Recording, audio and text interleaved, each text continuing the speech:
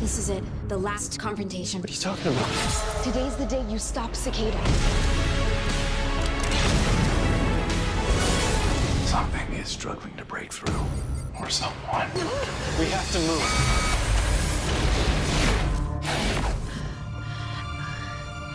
Thawne, I need to know we're not making this worse.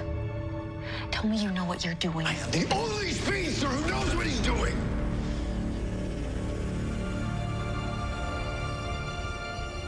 Stick with the plan.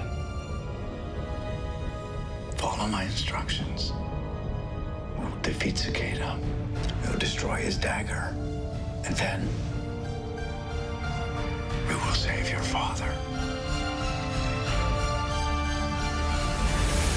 The Flash, all new this Tuesday at 8/7 Central on the CW.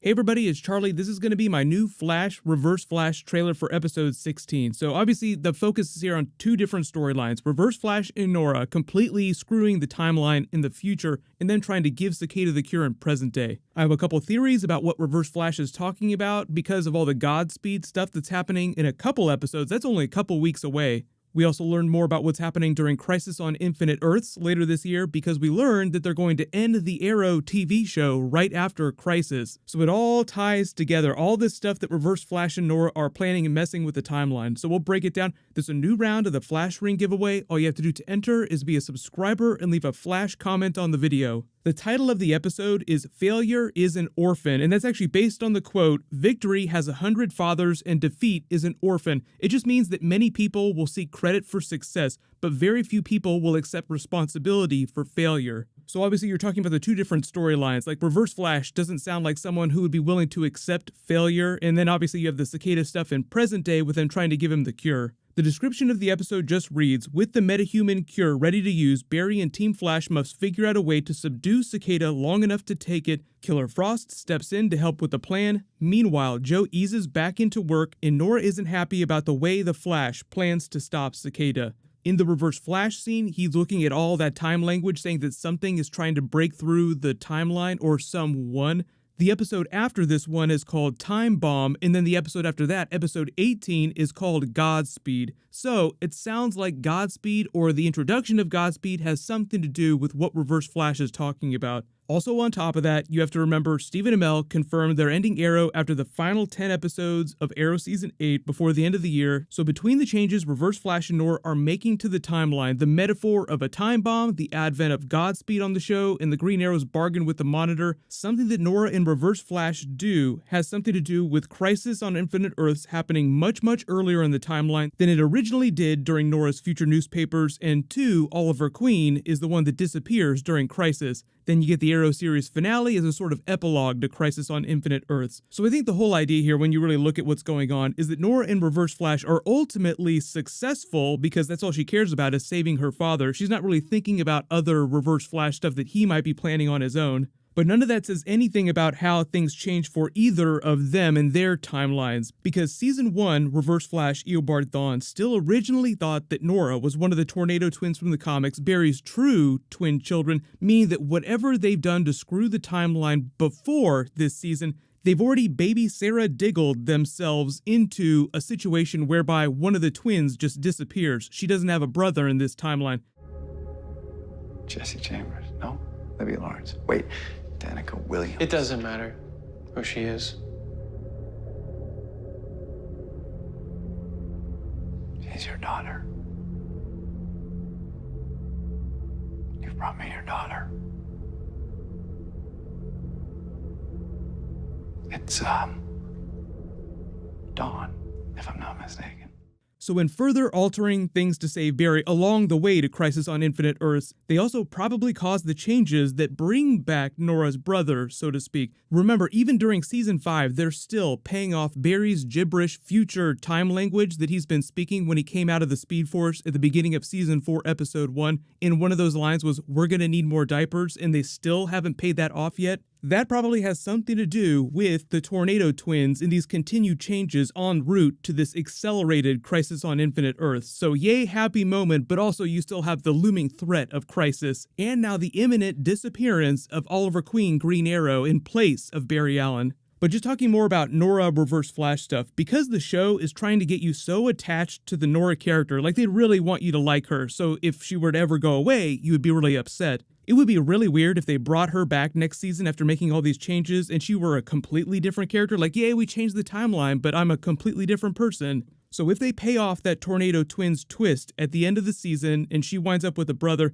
what they might do is just say that Nora's full name is like Nora Dawn Allen. So she still has the Dawn name from the Tornado Twins in the comics, but it's her middle name and they just do the same thing for whatever her brother might wind up being. Remember, there are rumors that Cisco is going to be leaving the TV show? There are also rumors that Tom Cavanaugh is leaving the TV show as well, which would mean that Reverse Flash, or his Reverse Flash, would have to technically leave the show. Regardless of whether or not those are true, I do think that Eobard Thawne, Tom Cavanaugh, Reverse Flash will participate in Crisis on Infinite Earths. They teased it at the beginning of the season. There's a line of dialogue in Nora's newspaper that says Reverse Flash seen leading an army of shadow demons. They totally have to pay that off, but if Tom Cavanaugh really is leaving the show, what they might do is just use Crisis as a way to get rid of him and either introduce Godspeed full-time as a big villain for the show, or just change Reverse Flash's face, so to speak, so that it's a new actor or a younger version of the character from before he became Barry Allen's enemy. So even if you keep Eobard Thawne around, it's a very different version of the character, and it doesn't feel like the exact same story that you've done every single season with him.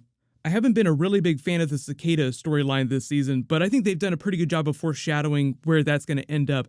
Because we know that Grace eventually takes the mantle of Cicada in the future, they might just find a way to show that to current-day Cicada so that he's horrified, and somehow they find a way to convince him to take the metahuman cure, and then she gets it too, they go off and they have their happy ending.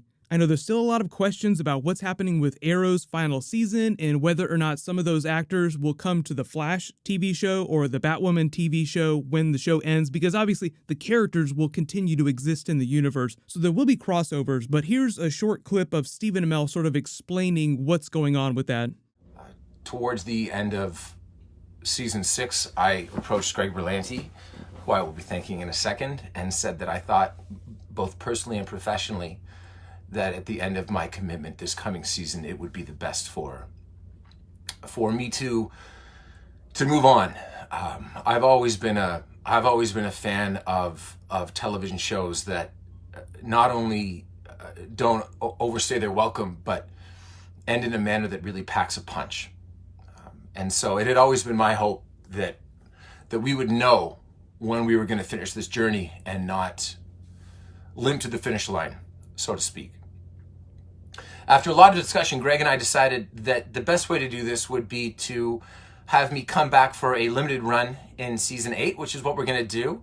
And from there, I had always hoped that beyond the 17 different shows that Arrow has spawned, I'm kidding, it's only like 16, that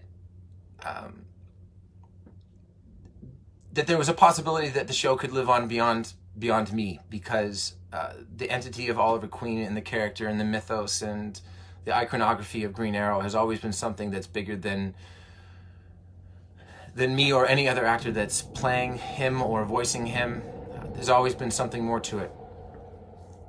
I spoke with Beth Schwartz and Mark Guggenheim this past Friday, and then Greg Berlanti this past Friday night, and it was the decision of WB and CW and Beth and Greg and Mark in a very mutual way, based off of what they thought was best for the show creatively, and being very honorable and respectful as it pertains to my wishes that we were going to end after a 10-episode run next year. I've already done a video explaining what I think that they're going to be doing during the final season, about him disappearing during Crisis. But leave all your video requests in the comments below. While you wait for everything, click here for my early review of the Shazam movie and a bunch of new footage, and click here for my Captain Marvel post-credit scene video. Thank you so much for watching. Everybody stay awesome. I'll see you guys tonight.